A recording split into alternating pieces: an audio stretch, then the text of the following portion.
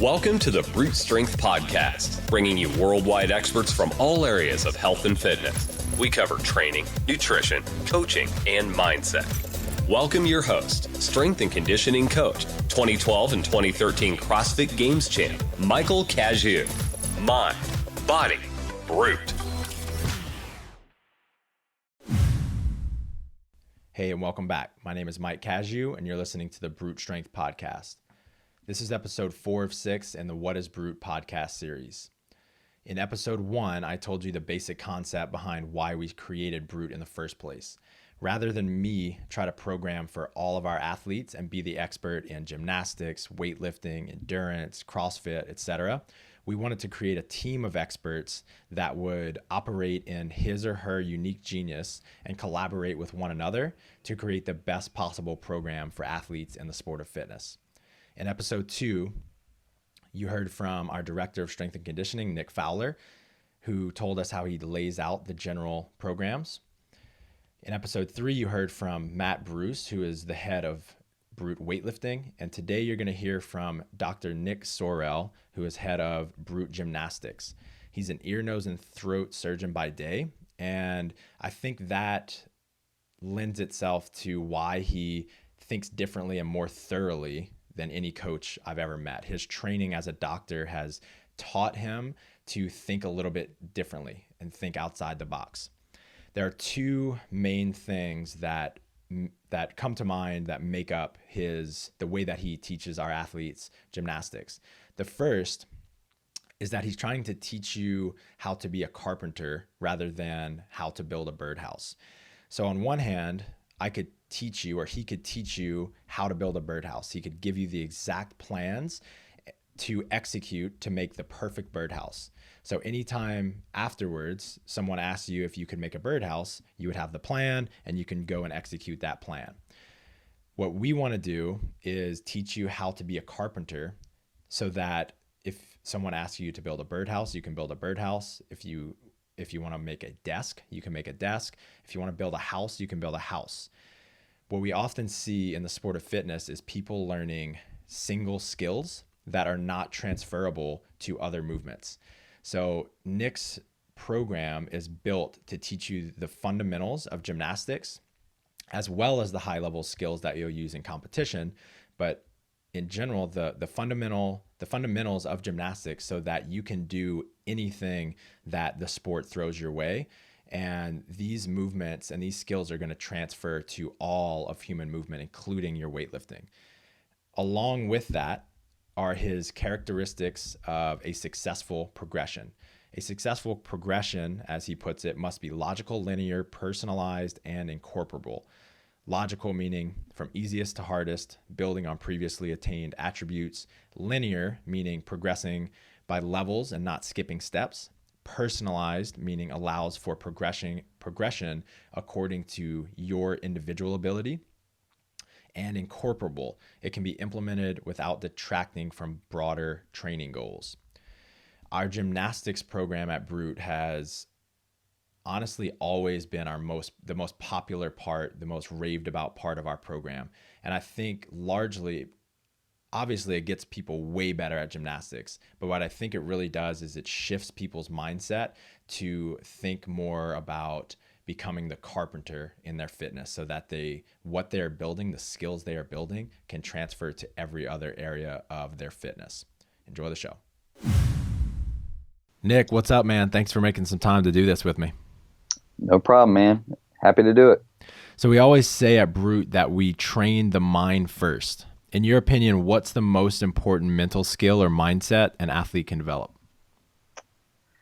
I think it's probably the same thing as what I think is one of the most important mental skills for anybody, any professional or just person, and that's insight.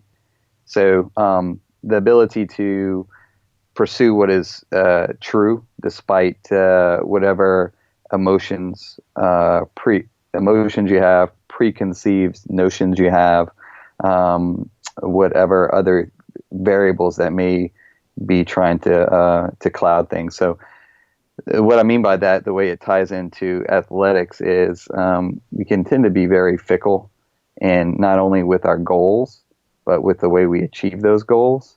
So, one thing is, or say take CrossFit, for example. I want to go to the games. Oh, well, I just want to kind of be, fit, or I want to, I guess it's not staying true to what our why, kind of as we say it, and what our why is and why we're doing things. And then the way that we achieve those goals, basically, we can tend to get clouded by saying, seeing what other people are doing, say, well, I need to be doing more of that, and I need to be doing more of this. And I think just being able to be insightful about why you're doing things and what you're doing, if it's the right thing to do for you in order to achieve your goals. That's how I view mindset. How do you either personally cultivate insight, or how do you recommend others cultivate that in their own minds, in their lives? Oh man, oh geez, that's a good one. I think that is, I don't know. That's something that I've been fortunate by.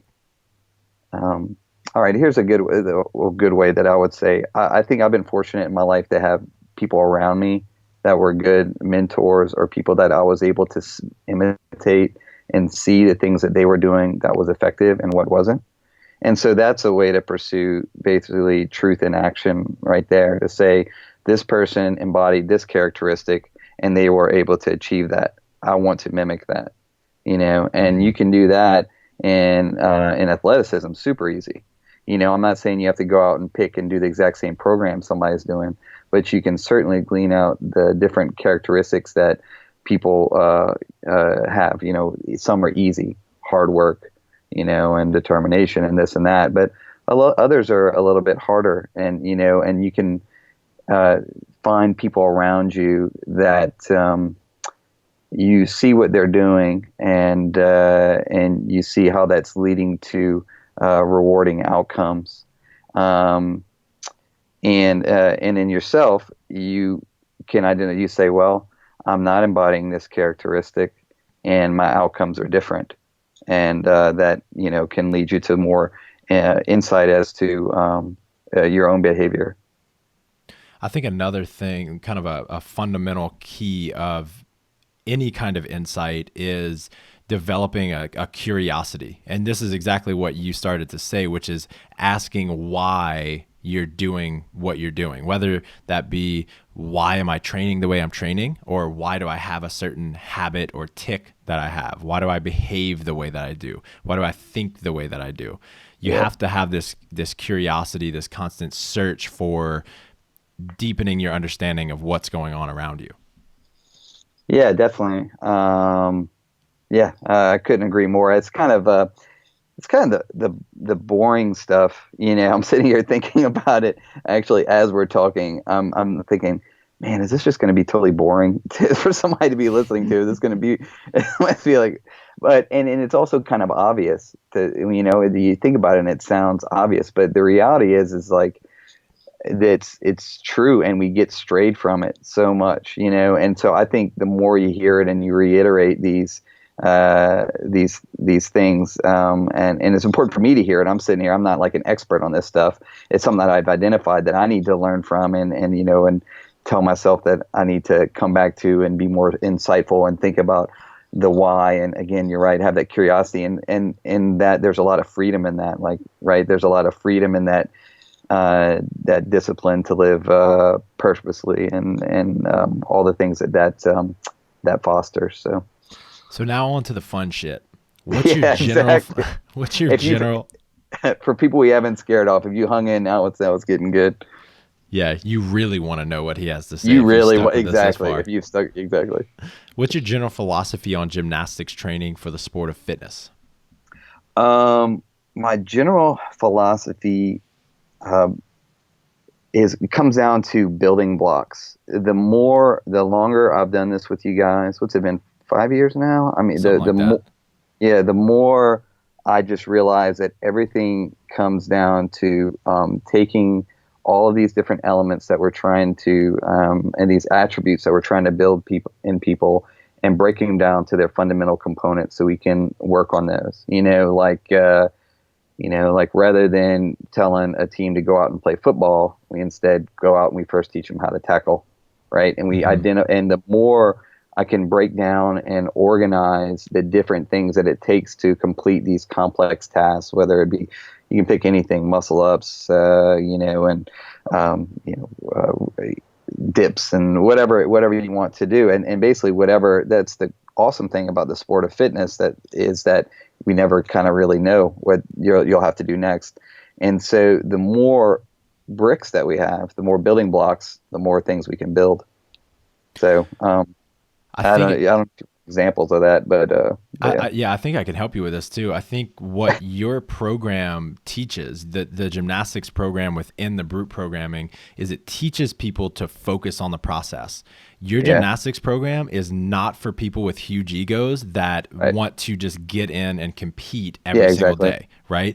It forces them to commit to the long-term process of mastering all of the different fundamental building blocks of gymnastics, right? Instead of, okay, this week we're going to do 100 muscle ups just to do volume training, you're going to spend the next year perfecting every little piece of the muscle up so that you can reach your full potential as an athlete. And I think through the gymnastics program, it makes people focus on every area of their fitness in the same way. Yeah, absolutely. And I think that's one thing that's great, is that the gymnastics really lends itself towards that.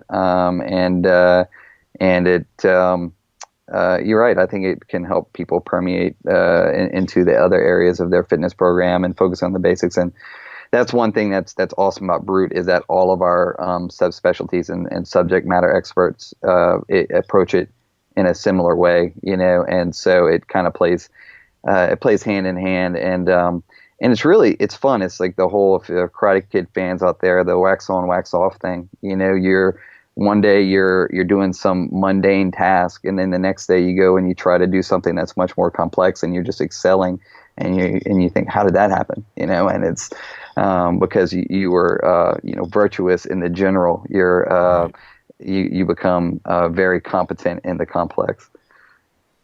How has your philosophy changed in regard to training these athletes? One big thing, and speaking of the building block thing, was I was very unaware at how many gaps in those blocks that people had and where they were. So for me, I thought like a gymnast, like, oh yeah, this sort of thing is easy, right? And this sort of thing is hard. And I found in the general population that's a lot different. Like I had some preconceived notions, and so that goes back to the insight thing, right? So I had some preconceived notions that I had to take a step back from, like thinking that a particular movement pattern was easy. So I would put that earlier on in a level or earlier on in a progression. And I found, no, that's easy if you used to be a gymnast, but it's a lot harder for people that don't have that background. And so it's made me a better coach in realizing what our athletes need, like what they didn't have. And then, so basically, what doses and in what order to stack those bricks that we're building. And then the other thing was not having, again, going back to insight, getting rid of my preconceived notions about it has to be done this way. Like with handstand push-ups, you have to be hollow body and in this position, or with ring muscle ups. I remember, actually, I can think back to about 3 years ago, I sent you thing. I was scratching it out while I was in clinic about why my way was the better way to do muscle ups. And fast forward to 3 years now, I was totally wrong. And because I thought my way was the pretty gymnastics way, everybody thought, oh, Nick, you have these pretty looking muscle ups. But then the reality is that is just a completely different style of doing it. That it doesn't necessarily mean it's inherently better. Right. So those are kind of the biggest things.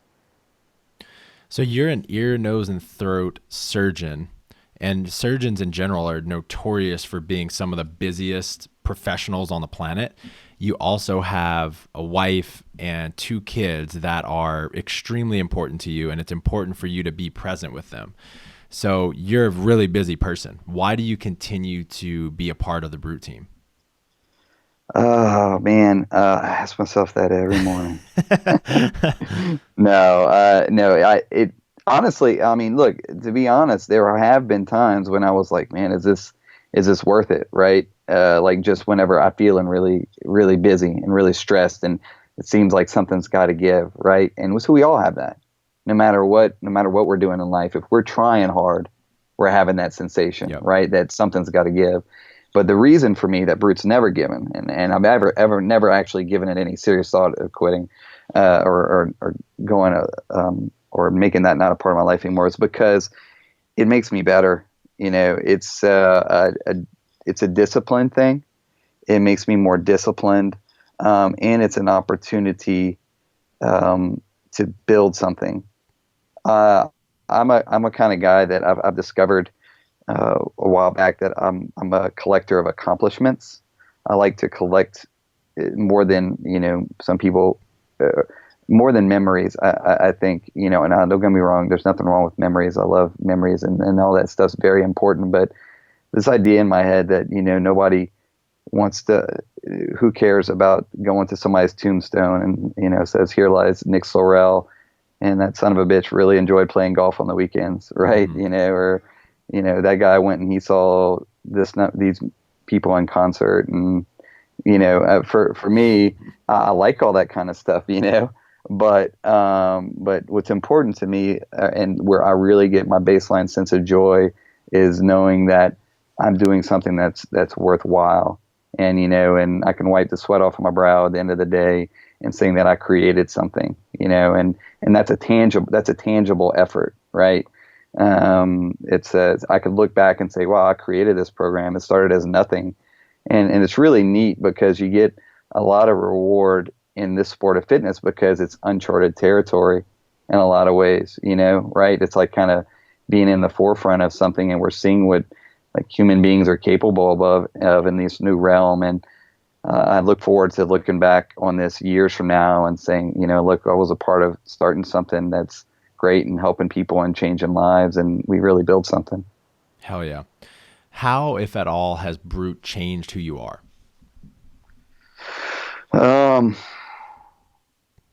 I think it has given me an opportunity to really. That's a good question. It's given me an opportunity to really hone in on those two things I already mentioned, which are the insight and the discipline aspect of my life. And it also has let me do it in the company of some really, really excellent individuals. I think that's actually, just thinking about it now, I think that's probably the biggest thing. You tend to go, so I've gone through life and you go from high school with my riffraff high school friends are all awesome. We're all still great friends to this day. And then, college, you meet different people, in the med school, but then you tend to go through a string of different like-minded, people. And then you get to Brute, and we're all like-minded in a very important way, which is that, we're all wanting to build something excellent and very task-oriented and focused on, being insightful and seeking what's the best, and building something. So, but the cool thing about Brute is those people are from all different walks of life and everything. It's like all these people that have all these different backgrounds that come together with a common purpose. And to see that is really motivating for me. Like in this part of my life, where it'd be kind of easy. Like, so I went through all this training and, went through medical school. It's like a 5-year hell week, Mm-hmm. and I mean, not medical school, the residency. Right. Med school is just like harder college, but it's not that bad. But residency it's rough. And so it's easy. You think, oh, I'm going to come out of that and I'm just going to, oh man, it's going to be golf and beer and, fancy shoes and watches and stuff. But, I like, but that's not, I just can't fathom living like that. So you come out and you're like, well, now what's my purpose, right? And what's my goal? And to, at this point in my life, be able to share, this hungry pursuit. Back when I was in medical training, it was this hungry pursuit, and I still have that with medicine. Don't get me wrong, but this kind of fuels that fire for me. That hungry pursuit of something better. Hell yeah, I love it, man. Thanks for everything you do for this team. Thanks for your time. Thank you. All right, man. This episode is finished, but your training journey continues. Head over to brutestrengthtraining.com/SSW and grab your free pack of 32 accessory workouts that you can incorporate into your training and start improving your strength immediately. That's brutestrengthtraining.com/SSW.